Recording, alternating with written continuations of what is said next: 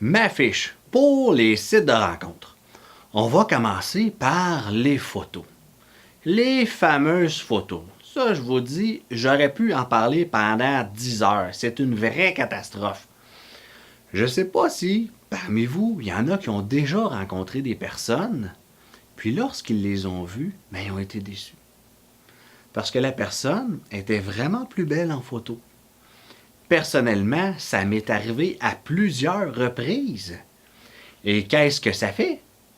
Mais ça fait que la personne, elle a manqué sa première impression. Et on connaît tous l'importance de la première impression. Les photos, c'est super important et ça nous sert à filtrer les gens. Si on utilise les bonnes photos, on va attirer les bonnes personnes pour nous. Et on ne perdra pas notre temps et on ne fera pas perdre le temps aux autres. Pour ce faire, on doit respecter certaines règles. Première règle, on ne modifie pas nos photos. Aujourd'hui, avec toutes les applications, c'est vraiment facile de modifier nos photos. Puis le résultat, il est tout simplement formidable. Et tout le monde a l'air d'un mannequin. C'est super. Mais les photos ne nous représentent pas bien. On ne veut pas manquer notre première impression. Donc, modifiez pas vos photos. À éviter. Les photos avec les becs de canard, là, avec les grosses lunettes fumées, les chapeaux, les casquettes, ou les photos prises d'en haut, ça modifie trop votre apparence physique. Regardez, on a de la difficulté à me reconnaître. Mais encore là, soyez souple. Si vous avez envie de mettre une photo de vous avec vos lunettes fumées, ou vous aimez ça, vous, une photo, la bouche comme ça, allez-y, mettez-en. Mais assurez-vous d'avoir d'autres photos de vous où on peut bien vous voir. Troisième règle, on doit sourire. Pourquoi? À chaque fois que je demande à des gens de me nommer leurs 5 caractéristiques physiques qu'ils regardent en premier chez une personne, devinez quoi? Ben oui, le sourire et les dents reviennent pratiquement tout le temps, et ce, autant chez les hommes que chez les femmes. Par la suite, utilisez des photos de vous. Autre règle super importante. Rappelez-vous l'histoire plus tôt. La personne qui voit la photo d'un beau mannequin, ben elle s'attend à rencontrer le beau mannequin et non Benoît Coutu. Donc, mettez des photos de vous. Autre règle. Mettez des photos récentes de vous. C'est pas parce que la personne, elle aime qui vous étiez en 2003 qu'elle va aimer qui vous êtes devenu aujourd'hui. Rappelez-vous l'histoire que je vous racontais plus tôt. On veut attirer les personnes pour qui qu'on est. Soyez honnête. Maintenant, je vous dis les photos là. Wow! Photos de base. OK? Ça nous prend un minimum de 3 photos. Plus il y a des photos, mieux que c'est. OK? Mais première petite photo de base, allez-y pour une photo de style passeport. Donc, tête aux épaules, pour bien voir votre visage, bien voir les yeux, le sourire. Deuxième, troisième photo, allez-y pour une photo de la tête aux pieds, de face et de profil. Faut montrer votre silhouette. Dites-vous une chose, petite fesse, grosse fesse, bédaine, pas bédaine, mince, dodu, c'est sûr que votre corps va plaire à au moins une personne. Mais c'est justement cette personne-là qu'on veut s'attirer. Par la suite, je vous suggère de mettre une photo de vous en pleine action, dans vos hobbies ou dans vos passions. Exemple, vous aimez ça, vous, le vélo de route. Mettez une photo de vous en pleine action. Donc, la personne qui aime ça, le vélo de route, là, puis qui va voir votre photo, mais ça crée un contact. Nos globetrotters, mettez des photos de vous en pleine action. Vous aimez lire, cuisiner, allez-y, mettez-en. Moi, personnellement, j'aime bien ça, faire du surf, et j'aime bien faire de la randonnée. Donc, j'ai sorti une photo de moi qui fait du surf et une photo de moi en randonnée. Donc, si on regroupe toutes mes photos ensemble, OK? J'ai ma photo style passeport, donc on voit bien mon visage. J'ai ma photo de face, de profil, on voit bien ma silhouette, donc ça te plaît ou ça te plaît pas. C'est pas grave. Et pour les gens qui aiment ça faire du surf et pour les autres qui aiment faire de la randonnée, ben ça crée des liens. Est-ce que c'est bon pour les photos? Super! Maintenant, le texte. Et là, je vous avais sorti un paquet de textes. Et on en avait des courdés, londés, pas londés, bondés, pas bons. On aurait passé la soirée à lire. Donc, je vais simplement vous parler de ce qu'il doit avoir dans votre texte. Okay?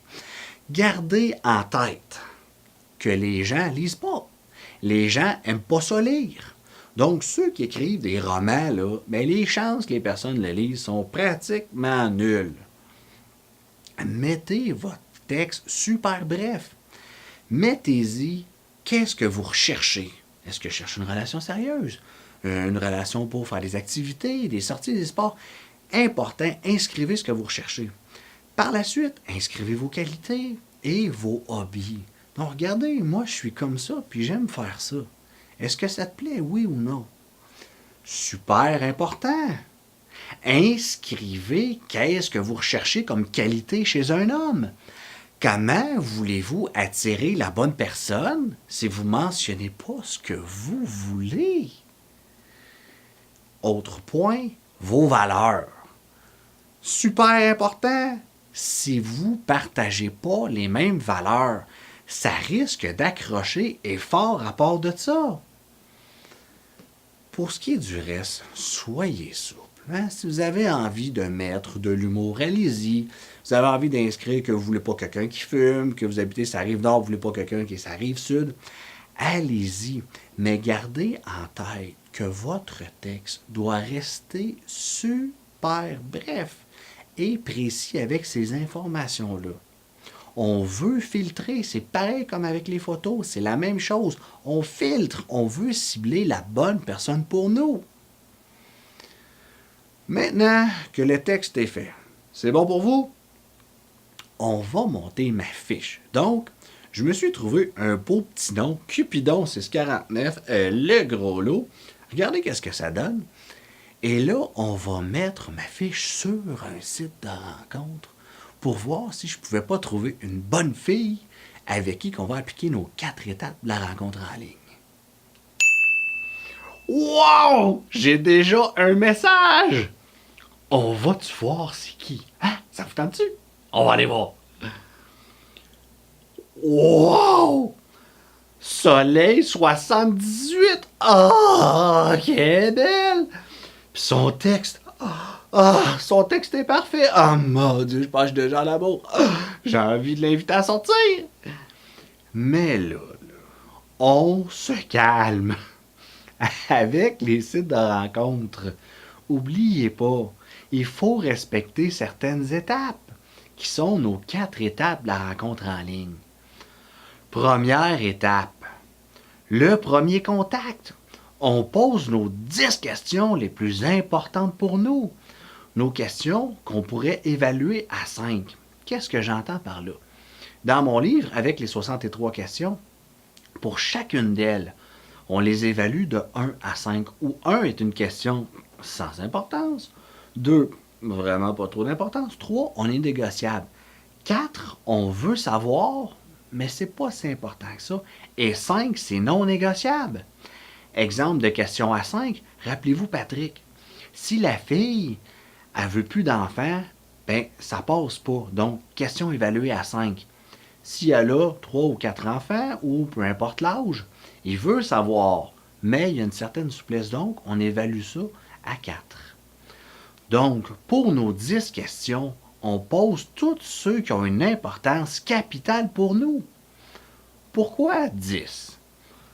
Ben, en bas de 10, regardez, ça nous prend quand même un minimum d'informations. Et en haut de 10, avec les sites de rencontres, il faut enchaîner les étapes. On ne veut pas passer 3 mois à parler avec une personne sur Internet.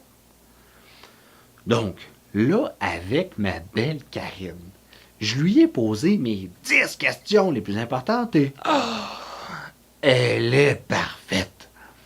Donc, je vais passer à ma deuxième étape, qui est le Facebook.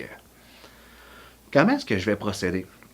Je vais lui demander qu'elle vienne me chercher. Donc, je lui donne mon nom, puis par exemple, si j'habite Chibougamau, ben, j'écris Chibougamau pour que ça soit plus facile qu'elle me retrouve.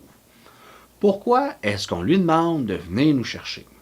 Et là, je vous parle par expérience. Lorsque vous allez recevoir la demande, allez voir ce que vous pouvez voir. Acceptez-la pas de suite. Ça m'est personnellement arrivé. Malheureusement, la personne avait utilisé des mauvaises photos sur le site de rencontre. Donc, lorsque j'ai vu les photos auxquelles j'avais accès sur son Facebook, douche d'eau froide. J'ai même pas accepté la demande et ça a terminé là. Donc, c'est la raison pour laquelle on la demande de venir nous chercher. Si vous aimez ce que vous voyez, acceptez. Là, ma belle Karine, tout est parfait, donc je l'accepte. Et là, deuxième étape, Facebook mine d'or d'informations. Les gens mettent pratiquement leur vie là-dessus. Il y en a, là, c'est incroyable tout ce qu'ils mettent là. Donc, transformez-vous en Colombo et commencez par valider les photos. Allez voir les dates. Validez aussi si ce que vous aimez physiquement chez une personne, si vous pouvez le voir. Exemple, vous aimez les hommes costauds, avec des bonnes épaules. Assurez-vous d'avoir des photos que vous voyez sous tous les angles pour ne pas avoir de mauvaises surprises lorsque vous allez le rencontrer, si ça a lieu d'être.